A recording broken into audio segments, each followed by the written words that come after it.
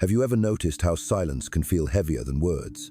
How someone's absence, their sudden coldness, can cut deeper than their presence ever did? You sit there, staring at your phone, waiting for a message that never comes, replaying every moment in your head, wondering what you did wrong. And in that silence, you begin to question yourself. You think, maybe I wasn't enough.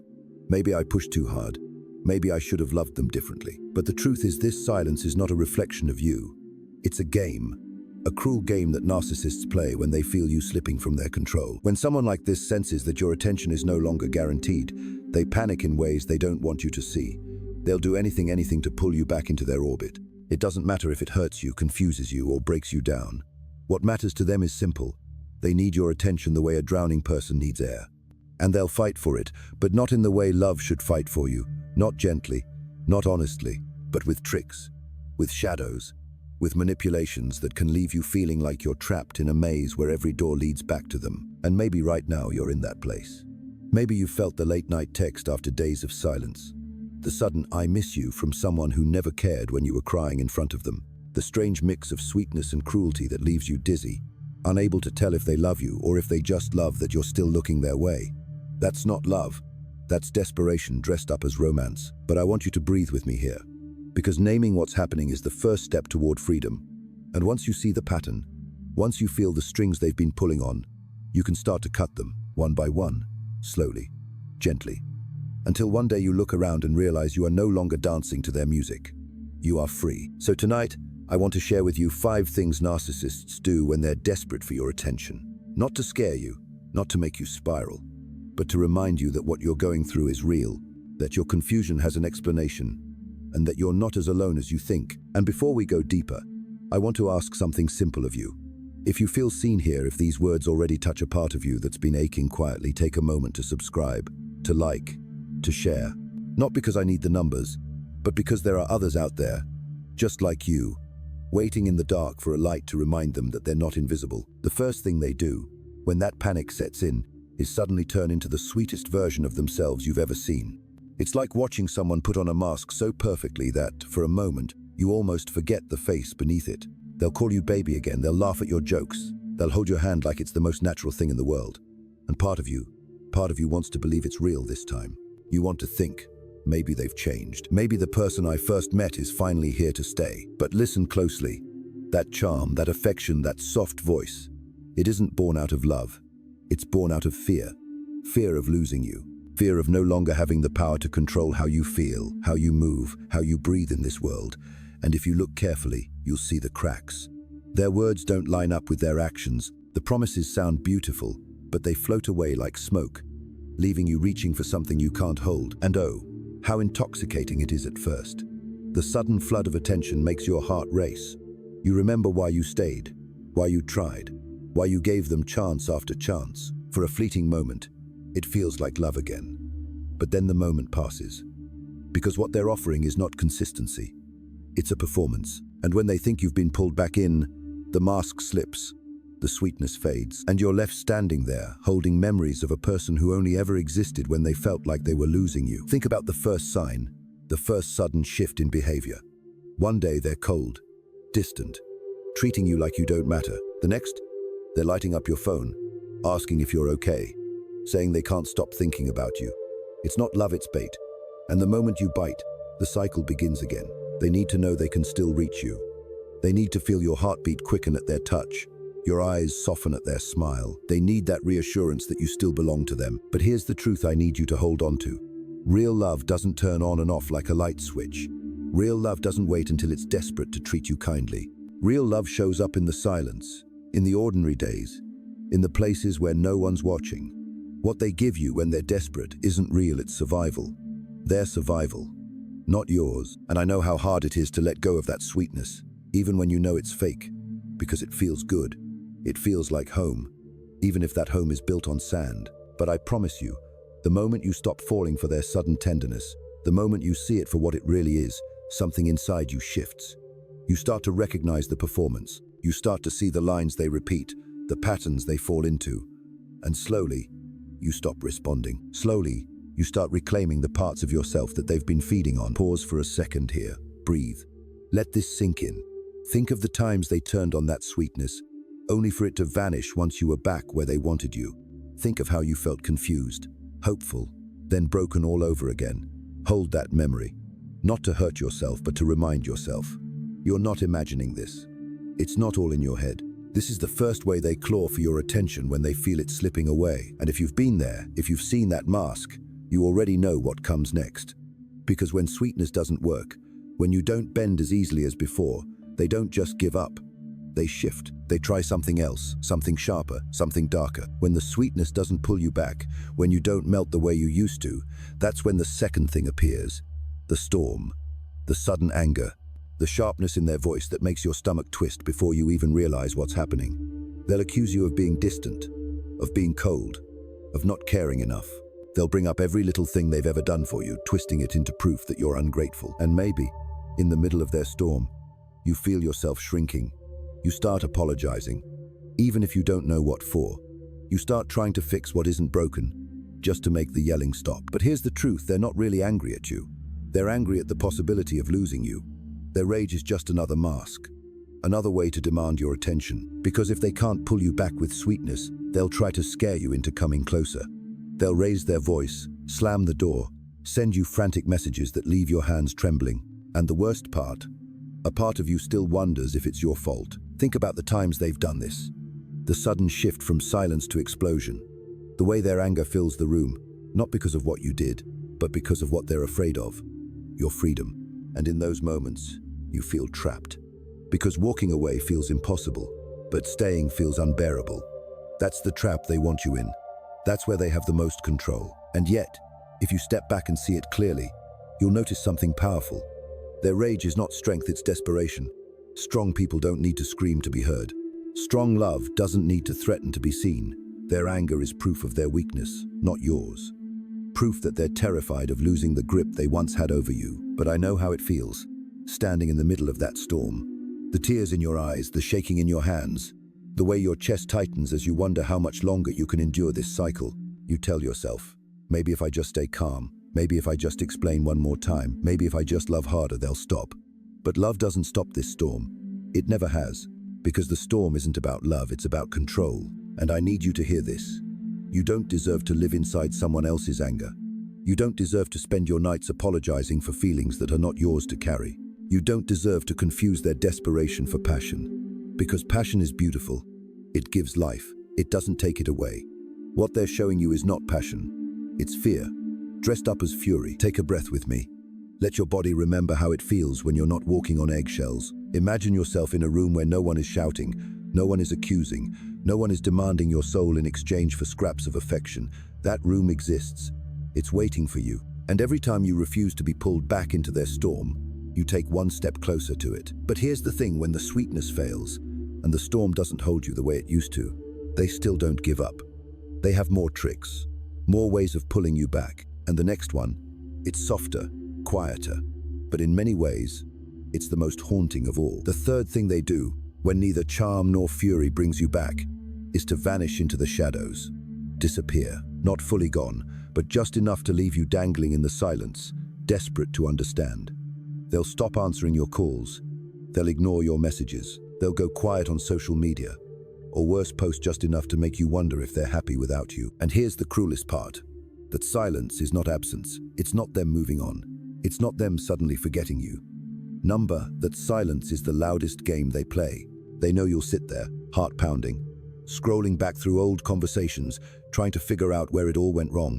They know you'll lose sleep, wondering if they're with someone else, if they've replaced you, if you ever meant anything at all. And that's exactly where they want you, haunted by their absence, chained by unanswered questions. Think about it. How many times have you been caught in that silence, feeling like you were the only one still holding on? How many nights did you wait for a message that never came, only for them to suddenly reappear as if nothing happened, acting confused by your pain? That is not forgetfulness. That is not someone who's too busy. That is someone using silence as a weapon, because they know how much it hurts you to be ignored. And it works, doesn't it? The silence burns worse than the shouting ever did, because at least in the shouting you existed.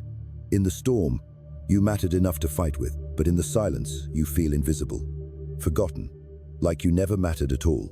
And that wound is deeper than anger, because it touches the oldest part of you, the part that just wanted to be seen, to be chosen, to be loved without conditions. But let me tell you something that might feel strange right now.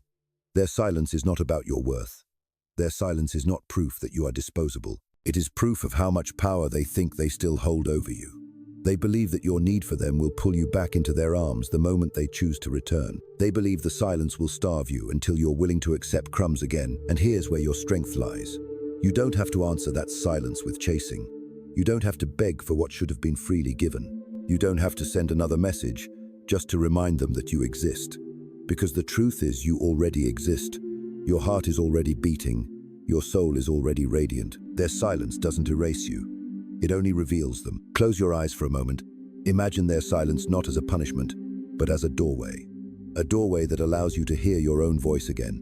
A doorway where the noise of their manipulation finally fades, and you can start to remember who you were before the chaos. It doesn't feel like it yet, but every unanswered text, every quiet night, every moment they disappear, it's not only their game, it's also your chance. Because when the silence no longer holds you, when you stop letting their absence define your worth, you begin to take back something they've tried so hard to keep from you, your freedom. And yet, as the silence stretches, as they sense it slipping from their grip, they won't stay hidden forever. They'll resurface. They always do, and the next time they return, they won't come with anger, and they won't come with sweetness. They'll come wearing the most fragile mask of all, the mask of brokenness. And here it comes, the fourth thing they do when desperation takes hold. They crumble before your eyes. They show you a side of themselves you've never seen, or at least one they've kept tucked away for moments like this. They'll tell you how lost they feel without you, how empty life has become. They'll confess secrets they've never shared before, painting themselves as fragile, misunderstood, even broken. And for someone like you, someone with a tender heart, this is the hardest mask to resist. You hear the tremble in their voice, the late-night messages filled with apologies, the sudden declarations that you're the only one who's ever truly seen them. They may even cry, or hint at how unbearable life feels without you. And in that moment, your own heart aches, because you remember your own brokenness, your own nights of loneliness. You remember the part of you that always wanted to heal, to save, to love deeply enough to fix the cracks in someone else. But I need you to see this for what it is. Their brokenness is not your responsibility. Their wounds are not yours to heal. And often, these sudden confessions don't come from a place of honesty, they come from calculation. They know your kindness. They know your empathy. They know that if anger and silence don't bring you back, vulnerability might. Think about it. How many times have they fallen apart just when you were ready to leave? How many times have they opened up about their pain, only to shut you out once they felt secure again? This is not the intimacy of a safe relationship. This is a performance, carefully timed, to keep you tethered to them. And here's the danger: you start to believe that maybe, just maybe, you're the only one who can save them. That without your love, they'll collapse completely. That walking away would be cruel. And so you stay. You give more of yourself. You pour your light into someone who only shows you their darkness when it benefits them. And slowly, piece by piece, you forget that you deserve more than being someone's emotional crutch. But let me whisper this to you gently. You are not their lifeline. You are not responsible for keeping them afloat while you drown. Real love doesn't require you to sacrifice your peace for someone else's chaos. Real intimacy is not timed around desperation. It's consistent, safe, steady. The kind of love that doesn't vanish until it needs something. Take a breath. Picture the times they showed you this brokenness. Then think about what happened after. Did they change? Did they honor your care? Or did they return to their old ways once they felt secure in your attention again? If your answer brings a heavy ache to your chest, that ache is telling you the truth. And here's the hardest part to accept. Sometimes the most powerful thing you can do for someone who claims they're broken is not to keep saving them, but to let them face their own reflection.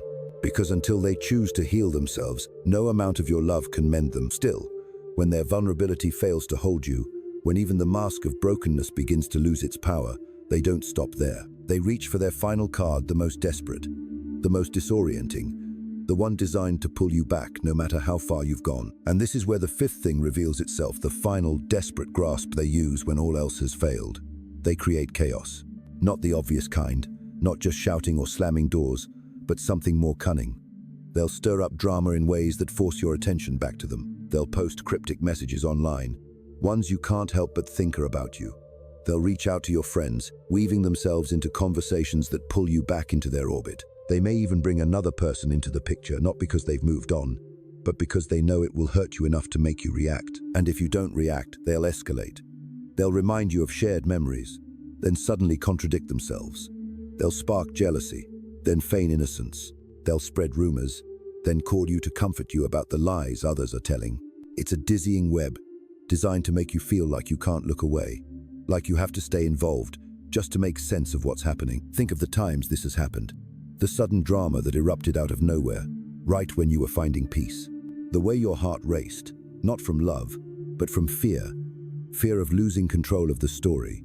Fear of what others might think. Fear of being replaced.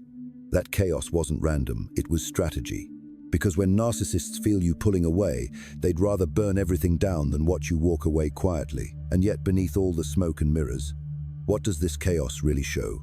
It shows desperation. It shows the fragile truth they work so hard to hide, that without your attention, without your energy, they feel small, invisible, empty. And in that emptiness, they will do anything to pull you back into the game, even if it means destroying the very connection they claim to cherish. But here's what I want you to remember. You don't owe your peace to their chaos. You don't owe your life to their drama. Every time they set a fire, you have a choice. You can run into the flames, or you can step back and let the fire burn itself out. Because it will. It always does.